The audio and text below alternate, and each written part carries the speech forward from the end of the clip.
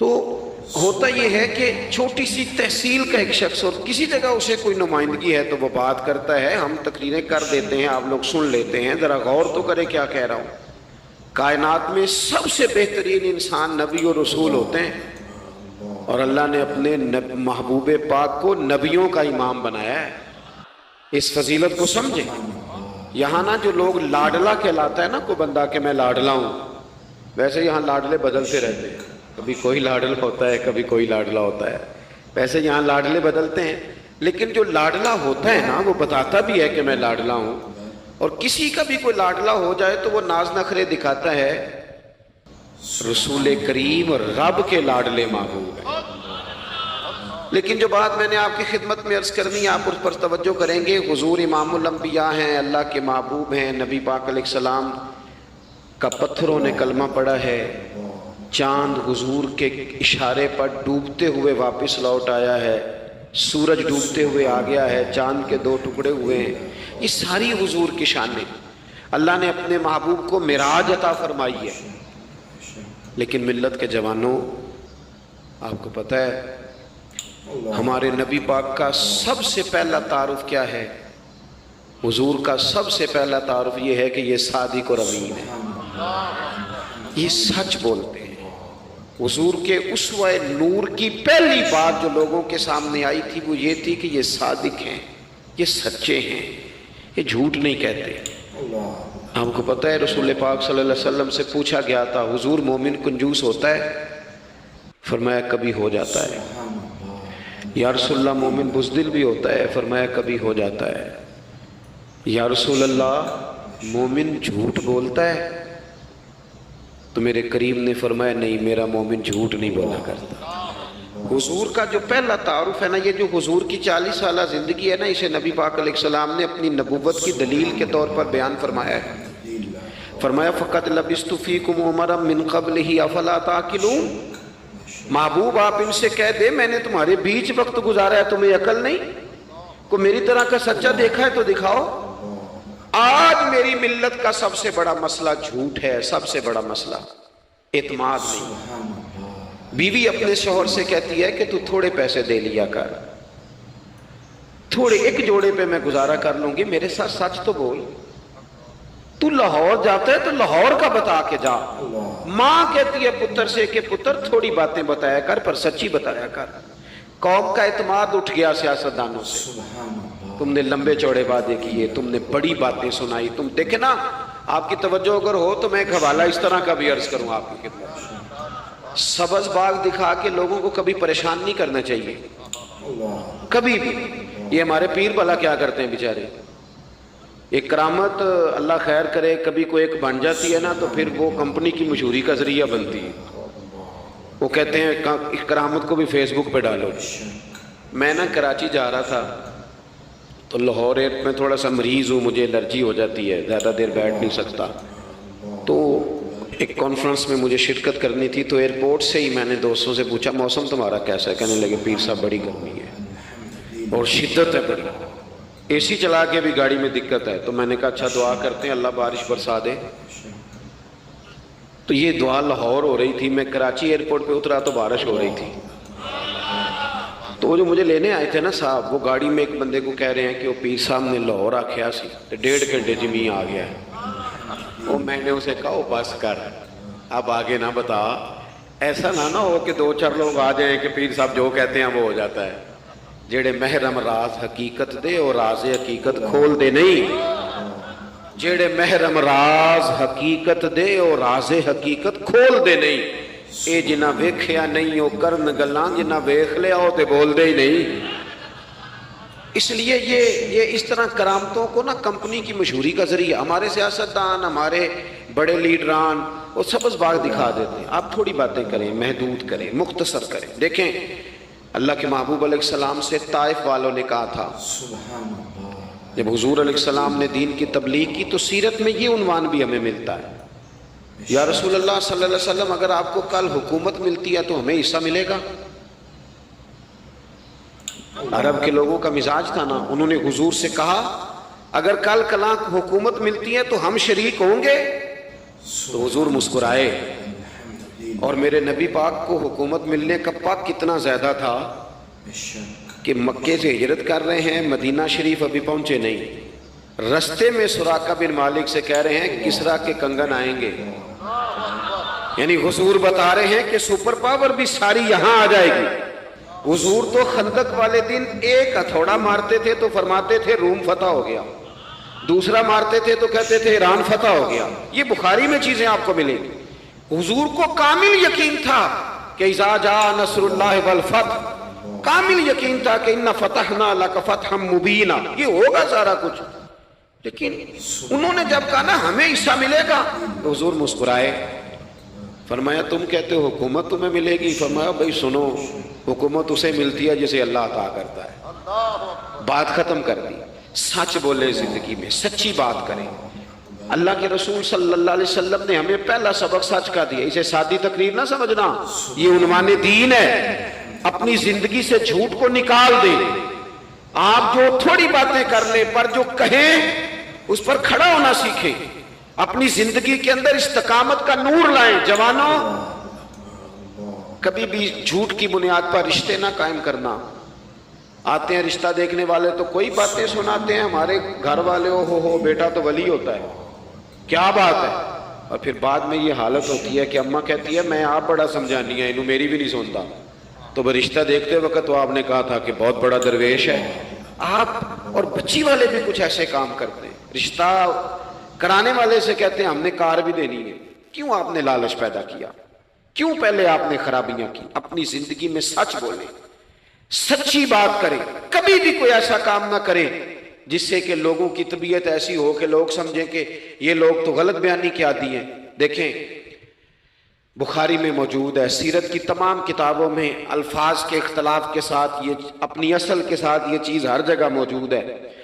حضرت ابو سفیان رضی اللہ تعالیٰ عنہ بعد میں مسلمان ہوئے، فرماتے ہیں میں جب شاہ روم کو حضور کا خط گیا تھا نا ہرقل کو، حضور صلی اللہ علیہ وسلم نے اس سے کہا کہ کلمہ پڑھ لو، خطوط لکھے نبی کریم نے۔ اس نے کہا یہاں ڈھونڈو کوئی عرب کا سردار اگر آیا ہو تو میں ملنا چاہتا ہوں۔ ابو سفیان کہتے ہیں میں بغرض تجارت وہاں موجود تھا، مجھے لوگ پکڑ کے بادشاہ کے پاس لے گئے، میں کلمہ نہیں پڑھتا تھا۔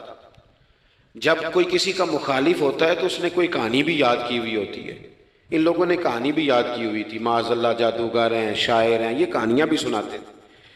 کہتے ہیں کہ مجھے وہ لے گئے، بادشاہ کے سامنے کھڑا کر دیا۔ اب بادشاہ نے سوالات پوچھے، میں کوئی حق میں نہیں تھا کہ میں حق میں باتیں کرتا، میں تو اس وقت تک کلمہ نہیں پڑھتا تھا اور جو کفار کہتے تھے وہ ساری باتیں میں نے کرنی تھی۔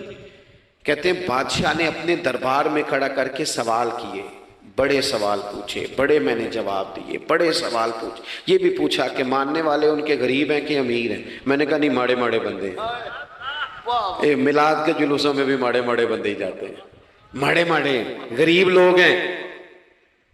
اس نے یہ بھی پوچھا کہ ماننے والے بڑھ رہے ہیں یا گھٹ رہے ہیں؟ میں نے سارے جواب دیے۔ او ملت کے جوانوں، خدا را میری بات سننا۔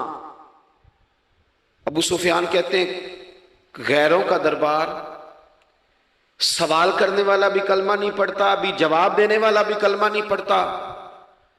اس نے مجھ سے کہا کہ آپ نے بتایا کہ آپ رشتے میں چچا ہوتے ہیں، یہ بتاؤ وہ جنہوں نے اعلان نبوت کیا ہے کیا کبھی انہوں نے جھوٹ بھی بولا ہے؟ آج لوگوں نے نام نہیں بدل دیا جھوٹ کا، کچھ نے بہانہ نام رکھ دیا جھوٹ کا، جی میں نے بہانہ کر دیا تھا۔ کچھ کہتے ہیں جی وہ تو میں نے تو بس ایسے ہی بات، وہ تو میں نے مذاق کیا تھا۔ جھوٹ کے نام نہیں بدل دیے لوگوں نے۔ ابو سفیان کہتے ہیں مجھ سے بادشاہ کھڑا کر کے پوچھنے لگا کیا کبھی انہوں نے جھوٹ بھی بولا ہے؟ ابو سفیان کہتے ہیں کہ لمحے کے لیے میرے دل میں آیا کہہ دوں کہ بولا ہے۔ پھر میں نے کہا ایک تو یہ عرب کی وفاداری کے خلاف ہے، اور دوسرا میں کہوں گا وہ جادوگر ہیں تو شاید کو ایک سیکنڈ کے لیے توجہ کرے، میں کہوں گا وہ شاعر ہیں شاید کو توجہ کرے، اور مدینے والے نے جھوٹ بولا یہ تو مانے گا ہی کوئی نہیں۔ سنو جن چیزوں کو معمولی سمجھ کے ہم نے رائج کیا وہ ہمارا وقار لے گئی، دنیا ہم پر اعتماد نہیں کرتی۔ ہم اس ملک میں بستے ہیں جہاں زلزلہ بھی آئے تو غیر ملکی امداد کرنا چاہیں تو وہ کہتے ہیں حکومتوں کے ہاتھ میں نہیں دیں گے، خود جائیں گے۔ ہمارا یہ حال ہو گیا ہے کہ قوم پر اعتماد اٹھ گیا دنیا کا. ہمیں پلٹنا ہے, ہم نے دیکھنا ہے ہمارا رویہ کیا ہے, ہمارا انداز کیا. تھوڑی کر لیں باتیں, کوئی ضروری ہے صبح شام بولنا؟ تھوڑے کر لیں باتیں, تھوڑے دعوے کر لیں, کوئی ضروری ہے؟ سنو میرے عزیز, ابو سفیان کہتے ہیں کہ اس نے کہا کبھی جھوٹ بھی بولا ہے؟ میں سوچ میں پڑ گیا. بادشاہ نے پھر دہرا کے کہا سردار چپ کر گئے ہو, میرے آخری سوال کا جواب دو, کیا کبھی اس کریم نے جھوٹ بولا ہے؟ ابو سفیان کہتے ہیں میرے ہاتھ میں چھڑی تھی, میں نے وہ زمین پر رکھی اور میں کھڑا ہو گیا. میں نے کہا سردار سن, وہ میرے رشتے میں بھتیجے ہیں, میری بڑی مخالفت ہے, میں نے ان کے خلاف جنگیں لڑی ہیں, کبھی وہ غالب آئے کبھی میں غالب آیا, آج تک میں لڑ رہا ہوں. لیکن میں ایک بات تمہیں ذمہ داری سے کہتا ہوں, میں غیر نہیں ہوں, وہ میرے بھتیجے ہیں. میں نے ان کو ماں کی گود میں بھی دیکھا ہے, دادا کے کندھوں پہ بھی دیکھا ہے, چچا کے گھر میں بھی دیکھا ہے, ختیجہ کا دولہا بنے بھی دیکھا ہے, زینب سے لے کر فاطمہ تک بیٹیوں کو گود میں کھیلتے بھی دیکھا ہے, میں نے انہیں بدر اور احد میں آتے بھی دیکھا ہے, میرے سامنے پیدا ہوئے اور میرے سامنے ان کے بالوں میں سفیدی آئی. مخالفت اپنی جگہ پر میں تمہیں یہ بات ذمہ داری سے بتاتا ہوں, اس محبوب کی زبان سے جو بھی نکلتا ہے حق اور سچ ہی نکلا کرتا ہے. وہ اسیر دشمن کی چاہ میں بھی, مخالفوں کی نگاہ میں بھی وہ امی ہے, صادق ہے, معتبر ہے. میرا پیغمبر عظیم تر ہے, میرا پیغمبر عظیم تر ہے, میرا پیغمبر عظیم تر ہے. ابو سفیان کہتے ہیں میں یہ لفظ کہے تو کتنے ہی لوگ دربار میں رو پڑے, ایک سناٹا چھا گیا, کوئی صحابی نہیں وہاں, کوئی نعرہ لگانے والا نہیں, کوئی اپنا نہیں, لوگ رو پڑے. کہتے ہیں بادشاہ نے چادر اٹھائی کندھے پہ رکھی, کچھ دیر سوچتا رہا, پھر وہ چل دیا. میں نے پیچھے سے آواز دی, میں نے کہا تو نے اتنے سوال پوچھے, میں نے اتنے جواب دیے, کوئی رزلٹ بھی تو بتانا کیا نکلا, نتیجہ کیا ہے؟ تو بادشاہ نے پلٹ کے میری طرف دیکھا, کہنے لگا سردار نتیجہ تو نکل آیا نا یار, جس بندے بندوں سے جھوٹ نہیں بولا وہ یہ جھوٹ کیوں بولے گا کہ میں اللہ کا رسول بن کے آیا. اس نے او میرے بھائی اپنی زندگی میں سچ لاؤ. خدا را ہمارے گھروں سے لے کر حکومت کے ایوانوں تک ضرورت سچ کی ہے, ضرورت سچ کی ہے. دوسری بات, اپنی زندگی میں دیانتدار ہو جائیں. چھوڑ دے سامنے والا کیا کر رہا ہے, میں اپنے اس ممبر سے دیانتدار ہوں کہ نہیں, یہ میں نے اللہ کو جواب دینا ہے. میں نے جتنی عزت سمیٹی ہے دین کے نام پہ سمیٹی ہے, میں نے اللہ کو جواب دینا ہے. ہم سارا دھیان دوسروں کا رکھنے لگ گئے. حضرت خواجہ نصیر الدین چراغ دہلوی رحمۃ اللہ علیہ سے بادشاہ نے آ کے وظیفہ پوچھا تھا, حضرت کو وظیفہ بتائے, تو خواجہ صاحب فرمانے لگے اپنا کام دیانتداری سے کر, یہی سب سے بڑا وظیفہ ہے. اپنی زندگی میں دیانتداری, امانت داری, آپ اس طرح کے ہو جائیں کہ آپ جس طرح آپ سمجھے نا کہ یہ حرام جانور ہے تو میرے منہ میں جائے گا تو مجھے الٹی آئے گی.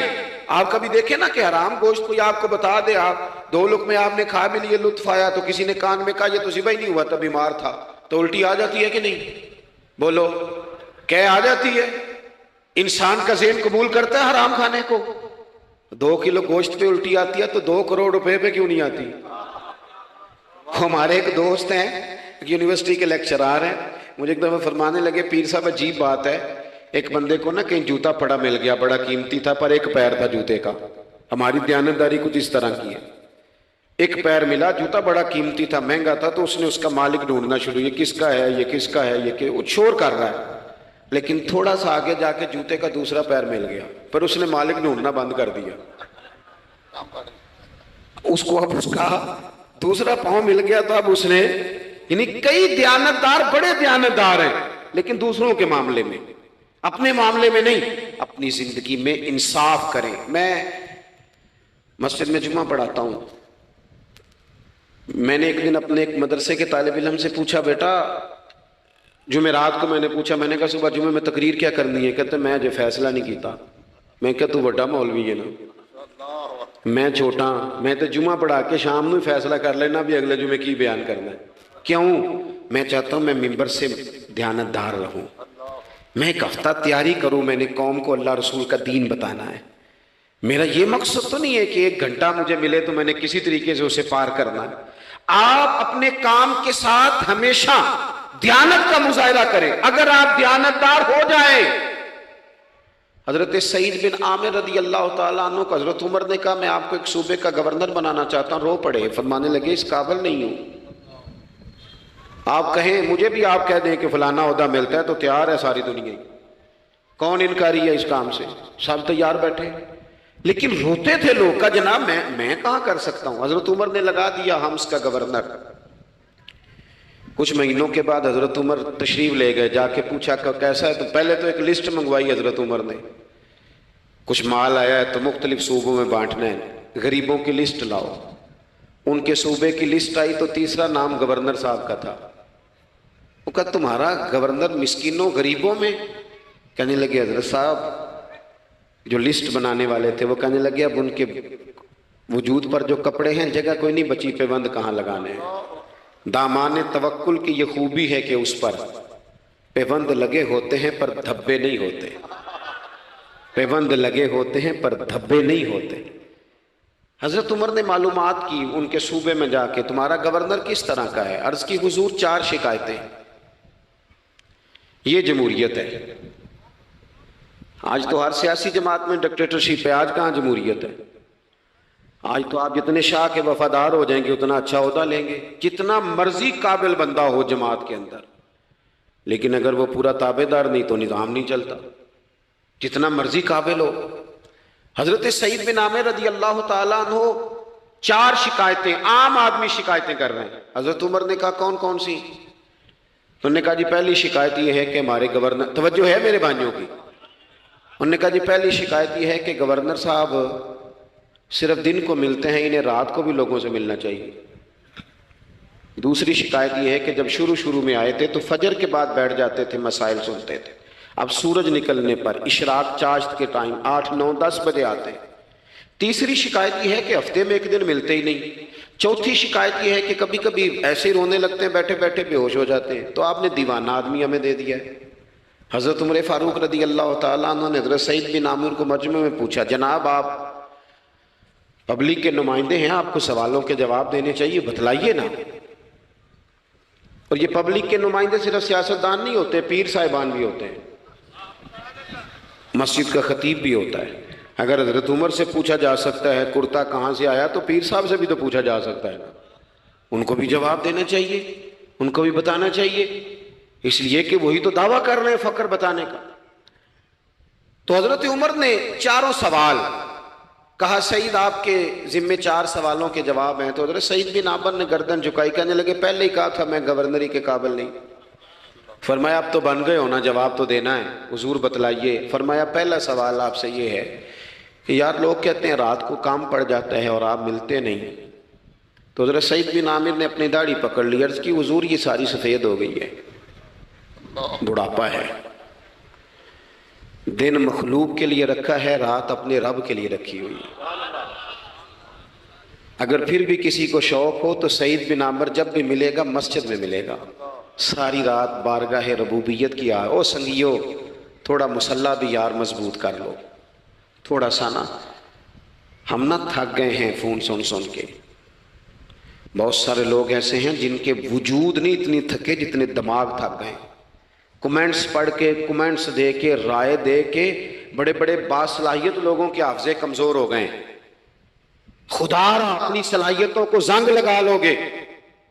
یہ تو جتنے لوگ ہیں میڈیا چلانے والے, ان کو تو میڈیا چلانا ہے. اور اب تو پتہ نہیں کتنے چینل اور کتنے لوگ اور سوشل میڈیا پہ کتنے, اور ادھر کتنے تو ادھر کتنے. خدا را کچھ وقت اگر مصلے پہ ملے تو آپ یقین کریں روح تازہ ہو جاتی ہے. لمبی لمبی دعائیں مانگیں, اپنے رب کو اپنے دکھ سنائیں, رسول پاک کی بارگاہ میں یہ نذرانے پیش کریں, آپ محسوس کریں گے وجود طاقتور ہوگا. حضرت سعید بن عامر کہنے لگے رات مصلے پہ گزارتا ہوں. دوسرا سوال آپ سے یہ کرنا تھا کہ یہ لوگ کہتے ہیں کہ آپ پہلے فجر میں آ جاتے تھے, اب اشراق چاشت کے بعد 9-10 بجے نکلتے ہیں. تو حضرت سعید بن عامر نے گردن جھکائی, کہا یہ میرا راز تھا, میری پرائیویٹ بات تھی. کہا جناب اب تو لوگوں کا سوال ہے. تو آپ فرمانے لگے میرے گھر میں خادم کوئی نہیں, غریب آدمی ہوں, بیوی بیمار ہو گئی ہے، 35 سال اس وفادار عورت نے میری ڈیوٹی کی ہے، بیماری میں چھوڑ دوں تو وفاداری تو نہیں نا۔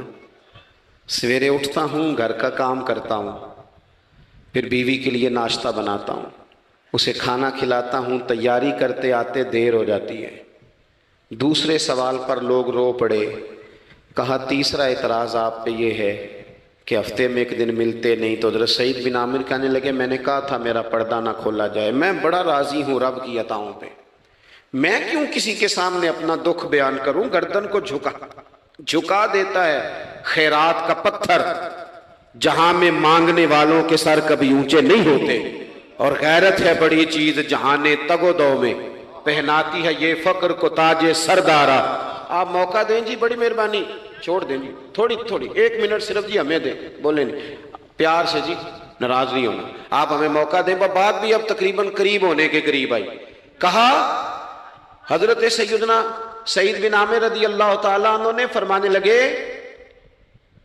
میں نے کہا تھا یہ میرا پردہ ہے، یہ نہ سنایا کریں آپ دکھ لوگوں کو۔ یہ غریب کہتے ہیں میں کسی امیر کے ساتھ لگ جاؤں گا تو کچھ بھی نہیں بنتا، چھوڑ دیں آپ، دکھڑے رب رسول کو سناؤ، خیرات بھی ملے گی اور عزت بھی ملے گی، وہ دیں گے اور کسی کو بتائیں گے بھی نہیں۔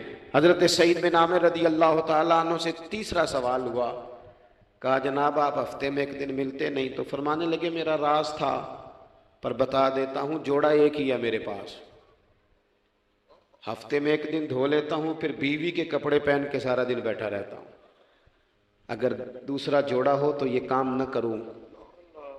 حضرت عمر رو پڑے، کہا جلدی سے چوتھے سوال کا جواب بھی دے، کبھی کبھی روتے ہو تو بے ہوش ہو جاتے ہو۔ وہ پھر رو پڑے، عرض کرنے لگے حضور 40 سال کی عمر میں کلمہ پڑھا، میرے سامنے حضرت خبیب کو پھانسی دی گئی مکے میں، جب وہ اپنی پچھلی غلطیاں یاد آتی ہیں تو پھر رو پڑتا ہوں، یاد ماضی عذاب ہے یا رب، میں تکلیف میں آ جاتا ہوں، سوچتا ہوں اگر اللہ نے سوال کیا تو کیسے جواب دوں گا، اس لیے برداشت نہیں ہوتا تو رو پڑتا ہوں۔ چاروں سوالوں کے جواب دیے تو حضرت سعید بن عامر کہنے لگے اب آپ نے مجھ سے سوالوں کے جواب تو لے لیے، اب میری سزا کا بھی تو اعلان کرے نا، بتائیں نا۔ تو حضرت عمر نے ہاتھ اٹھائے اور کیا لفظ کہے، کہے اللہ میرے نبی کی امت کو اس طرح کے کچھ اور لوگ بھی عطا فرما، کچھ اپنی زندگی میں دیانتدار ہو جائیں۔ تیسری بات آپ کی خدمت میں عرض کرنی ہے، رسول پاک صلی اللہ تعالیٰ علیہ وسلم نے نا ہمیں خالص کیا ہے، حضور کا سارا دین اخلاص کا درس دیتا ہے۔ یہ جو ریاکاری ہوتی ہے نا، نوجوانوں میری بات پہ غور کرنا، یہ جو ریاکاری ہوتی ہے نا، یہ بنیادی طور پر اداکاری ہوتی ہے۔ اداکاری بندہ زیادہ کر نہیں سکتا، تھک جاتا ہے۔ مخلص زندگی وہ ہوتی ہے جو آپ نارمل جیتے ہیں۔ مخلص آپ ہوتے ہیں جب آپ اپنی والدہ کے پاس نہیں بیٹھے ہوتے، آپ نے جب 5 سٹار ہوٹل میں روٹی کھانی ہے نا تو پھر آپ کو پلیٹ کے ساتھ ٹیشو پیپر بھی ساتھ رکھنا پڑتا ہے، پھر رج کے روٹی کھائی بھی نہیں جاتی۔ رج کے کب کھائی جاتی تھی؟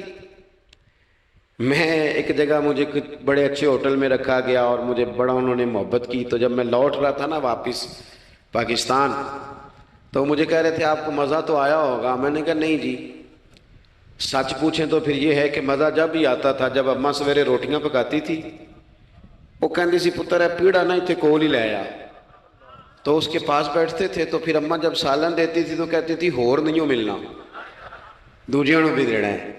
اور پھر لطف اس وقت آتا تھا جب بار بار کہتے تھے اماں جی چلو تھوڑا جاتے تھے ہونا ہونا تھوڑا جا، تو پھر اماں کئی دفعہ کہتی تھی کہ میں نے وہ اس سے نکال کے فریج میں رکھ دیا، بڑے بھائی نے کام سے آ کے روٹی کھانی ہے، اب یہ برتن ہے اسی کو صاف کر لے۔ او بھائی میں نے اپنے ابا جی کو دیکھا خودداری کا، میں نے ایک دن ان سے پوچھا میں کہ ابا جی تو انہوں پسند کیے، ہم پڑھتے تھے نا انٹرویو اخباروں میں تو 2-4 سوال ہر بندہ پوچھتا تھا، اب تو انٹرویو زیادہ لوگ لیتے ہیں تو اب تو کبھی اتنا موقع ہی نہیں ہوتا کس کا سنیں کیا کریں، یہ تو چھوڑ دیا کام۔ اخبار میں کبھی انٹرویو آتا تھا تو مسجع مکفہ ہوتا تھا، لکھنے والے بھی اچھے ادیب ہوتے تھے، جملے چبھتے نہیں تھے طبیعت، تو 2-4 سوال بڑے ضروری ہوتے تھے، پھول کون سا پسند ہے، کھانے میں کیا پسند ہے، رنگ کون سا پسند ہے، یہ 2-4 سوال ہر ایک سے ہوتے تھے۔ میں نے اپنے والد صاحب سے ایک دن پوچھا، میں کہ ابا جی تو پسند کیے؟ تے فرمان لگے پتر جے تے لگی ہوئے بھوک تے پھر ہر تے جے نہ لگی ہوئے تے پھر نخرے ہی نخرے نے. تو اس لیے بھوک لگی ہو. وہ ہمیں پتہ کیا بتاتے تھے؟ میں آج بھی نا بہت ساری چیزیں گاڑی میں رکھ لیتا ہوں. آج بھی جو کھانا اپنی مرضی سے کھاتا ہوں وہ پیٹ بھر کے کھایا جاتا ہے. جو تصویروں کی شدت سے باہر ہوتا ہے وہ کھایا جاتا ہے. اس کو آپ قبول کر لیتا آپ کا وجود. یاد رکھنا میرے عزیز، میرے نبی پاک صلی اللہ علیہ وسلم نے فرمایا ہے بہترین روٹی وہ ہے جو تو اپنے ہاتھوں کی کمائی سے کھاتا ہے. وہ بہترین رزق ہے جو تو. اور حضور نے فرمایا اللہ کے نبی حضرت داؤد محنت کر کے کھانا کھاتے. دعوتوں پہ جا جا کے تو بندہ بیمار رہنے لگ جاتا ہے، وہ تو کام ہی ختم ہو جاتا ہے. والد صاحب کہا کرتے تھے کہ لو میں پا دیتے نے تانوں دانے پڑھولے چ تے ماں تہاڈی نے تانوں چار پا دیتا ہے. لو ہن تانوں پرواہ نہیں ساریاں گرمیاں، موج کرو. یہ اصل تھا ہمارا. اس پہ واپس آ جائیں، اس پہ آ جائیں. یہ صحت افزا روٹیاں یہ کھائیں. بڑی گاڑیوں کا اور بڑی چیزوں کا شوق چھوڑ دیں، محنت ڈٹ کے کریں، لیکن زندگی اصل پہ لے آئیں. اصل زندگی خالص ہوتی ہے. میرے نبی پاک صلی اللہ علیہ وسلم نے فرمایا ریاکار، میں پوری حدیث نہیں سناتا، اشارہ کرتا ہوں. حضور نے فرمایا ریاکار اگر عالم بھی ہو، ریاکار اگر سخی بھی ہو، حتیٰ کہ صحیح حدیث میں فرمایا ریاکار شہید بھی ہو اور ماری جائے اس نیت سے کہ لوگ مجھے شہید کہیں گے، تو فرمایا صبح قیامت اللہ ان اعمال پر بھی اجر عطا نہیں کرے گا.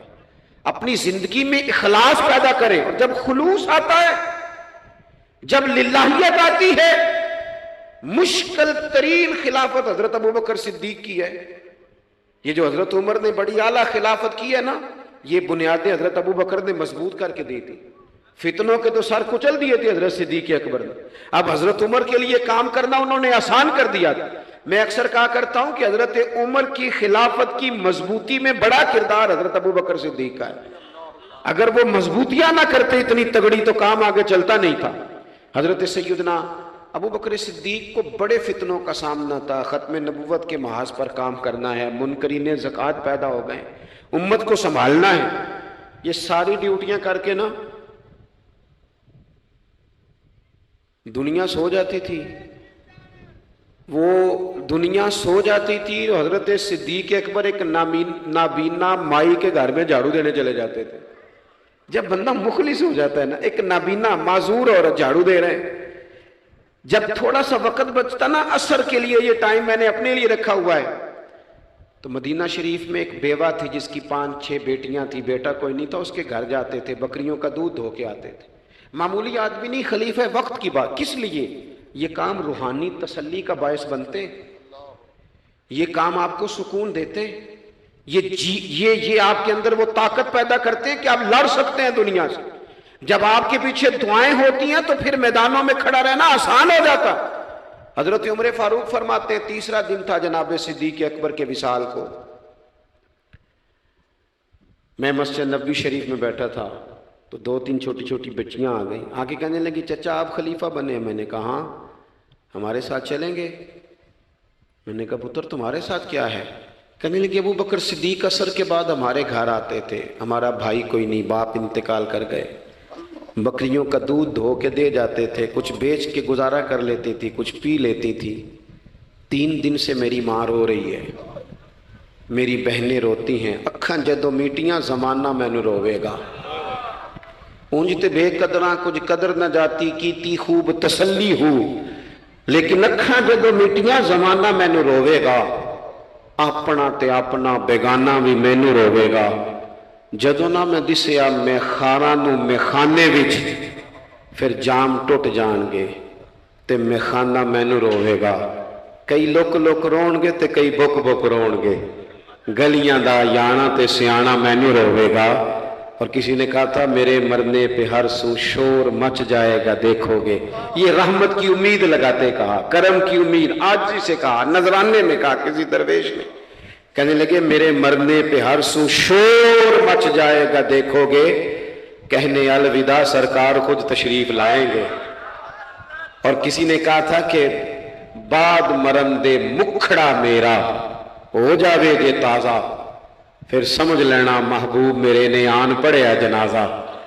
تو بھائی اپنی زندگی میں اخلاص پیدا کرے۔ ہم نا غریب لوگ بھی امیروں سے تصویر کھنچوانا پسند کرتے ہیں، امیروں سے اپریشیٹ کرنا چاہیے محنت کرنے والے آدمی کو، جس کو پسینہ آ گیا نا ریڑھی پہ کھڑے ہوئے، وہ بڑا باوقار آدمی جسے پسینہ آ گیا۔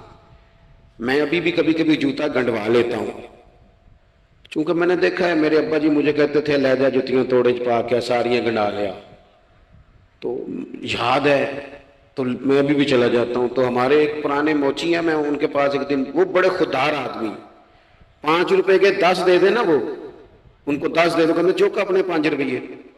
وہ ایک شاعر بیٹھے تھے نا، تو شاعر بھی بیچارے کئی اسی طرح کے ہوتے ہیں، ناراض نہ ہو جائیں شاعر، لیکن وہ کئی دفعہ نا ان کو بھی دیکھ کے لگتا ہے کہ کئی دنوں سے بیچارے نے روٹی نہیں کھائی۔ تو وہ موٹی چادر لیے گرمیوں میں کسی چوک میں بیٹھا تھا نا شاعر، تو کوئی بندہ جاتے ہوئے 5 روپے دے گیا، اس نے کہا یہ کیا ہے؟ کہنے لگا کھانا شانا کھا لینا، پر شاعر نے کمال بات کی، اس نے کہا یہ آرزو کرم اور میں آپ سے کروں، یہ آرزو کرم اور میں آپ سے کروں، یہ بھیک اس کو دیجیے جس کا خدا نہ ہو۔ اور میرے اعلیٰ حضرت کیا کہتے ہیں؟ کہتے ہیں کرو مدح اہل دول رضا۔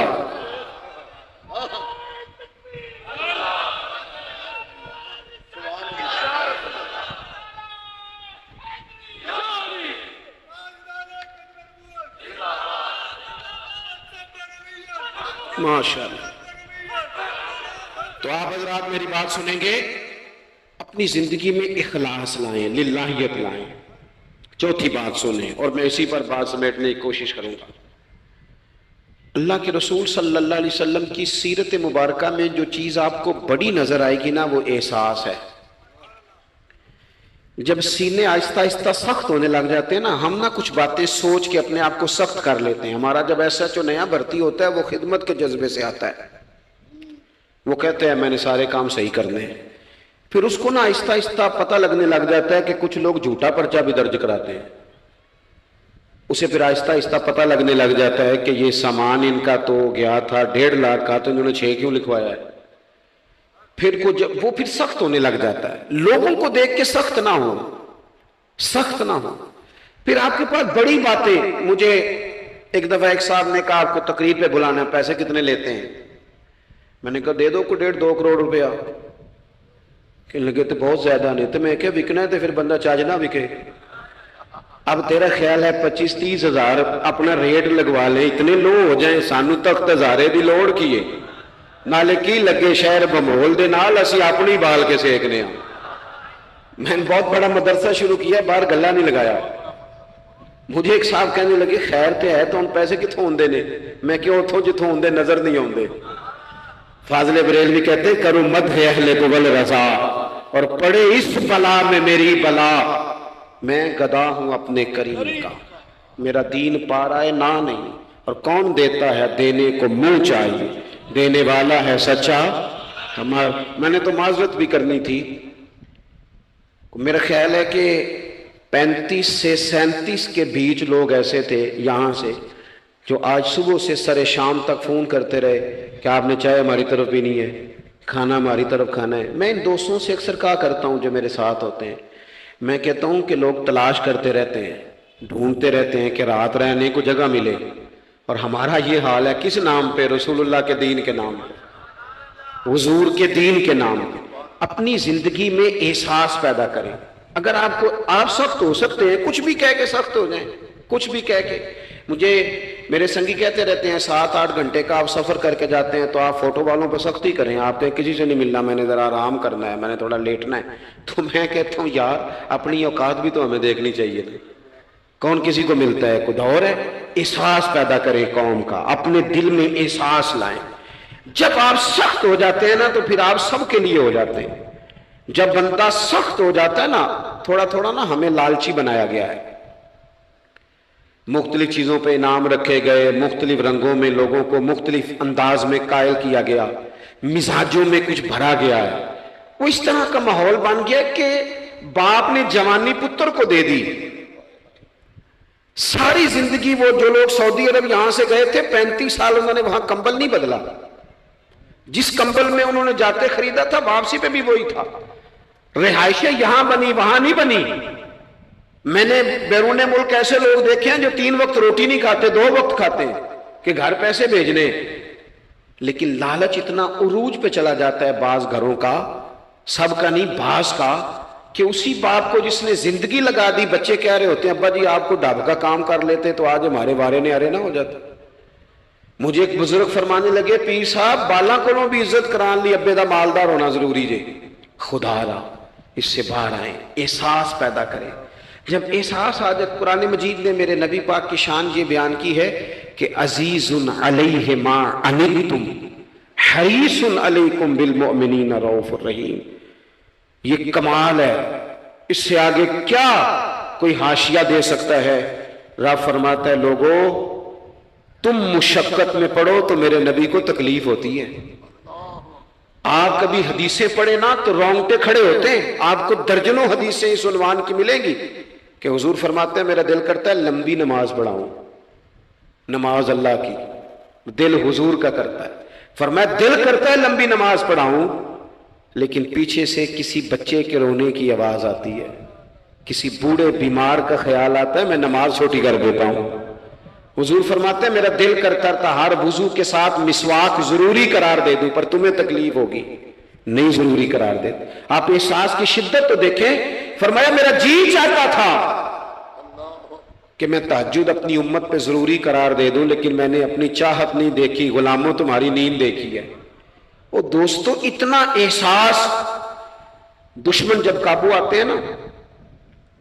میں نے ایک اور بھی عرض کرنی ہے چلتے چلتے. جو سیاسی فرقہ واریت ہے نا آج ملک کے اندر, آپ جس جماعت کو ٹھیک سمجھا آپ نے, آپ وہاں چلے گئے, جس نے جس کو ٹھیک سمجھا. لیکن ہم سب سے پہلے مسلمان ہیں, اس کے بعد پاکستانی ہیں.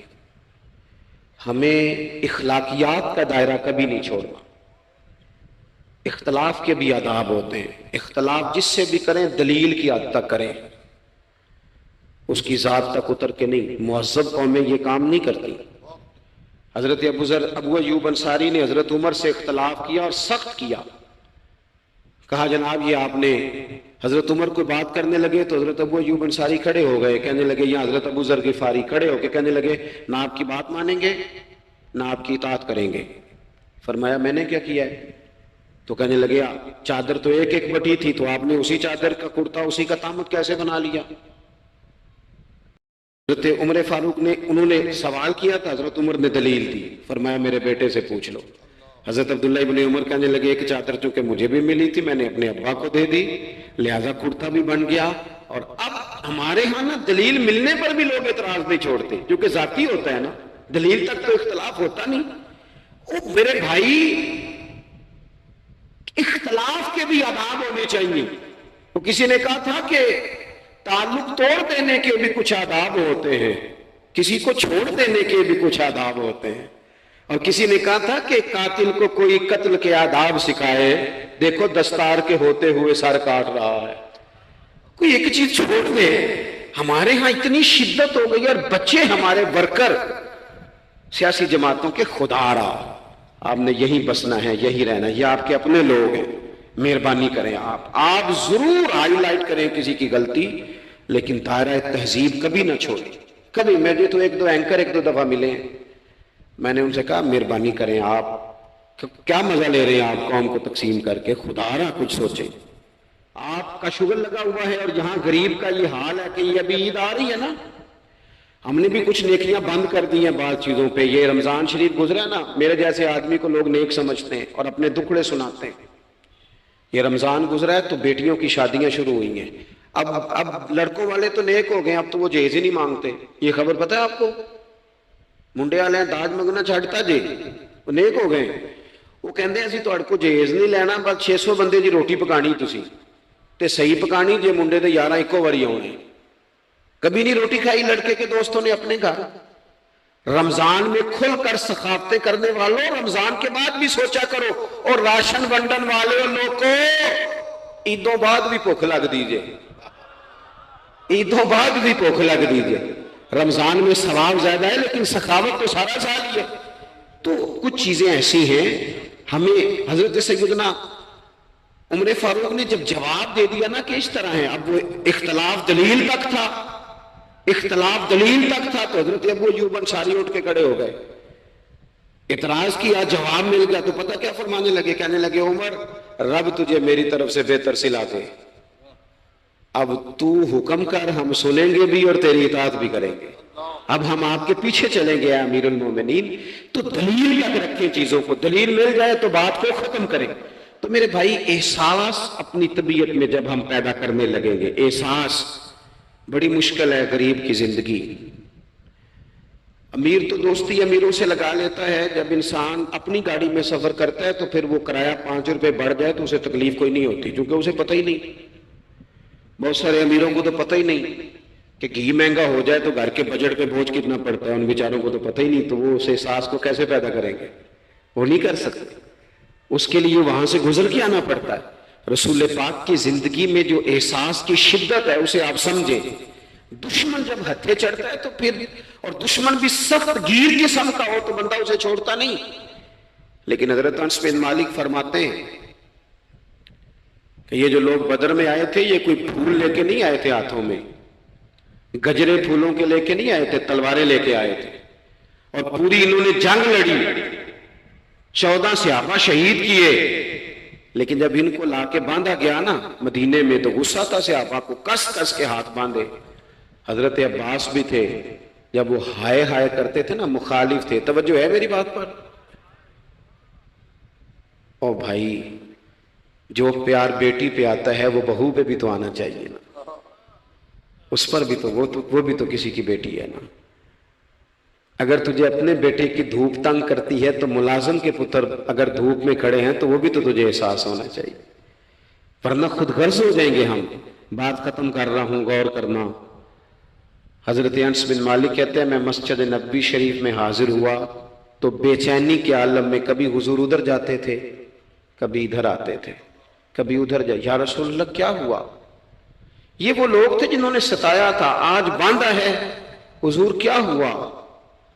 تو نبی کریم فرمانے لگے تم نے رسیاں زور سے باندھی ہیں، یہ ہائے ہائے کرتے ہیں، مجھے نیند نہیں آتی، ان کی رسیاں ڈھیلی کر دو۔ عزیز علیہ ما عنتم، حضور کے سینے میں درد رہا، وہ درد کبھی حضور کو طائف لے جاتا، کبھی کہیں، اور وہ درد کی وہ پیار کی شدت اتنی تھی کہ جب بڑی تکلیف دی نا میدان احد میں اور دانت مبارک شہید کر دیے تو حضرت صدیق اکبر نے کہا یا رسول اللہ دعا کریں یہ تباہ ہو جائیں، تو ہاتھ اٹھائے نبی پاک نے، دعا کیا کی؟ کہا اللہ انہیں ہدایت دے دے، انہیں پتہ ہی کوئی نہیں یہ کیا کر رہے۔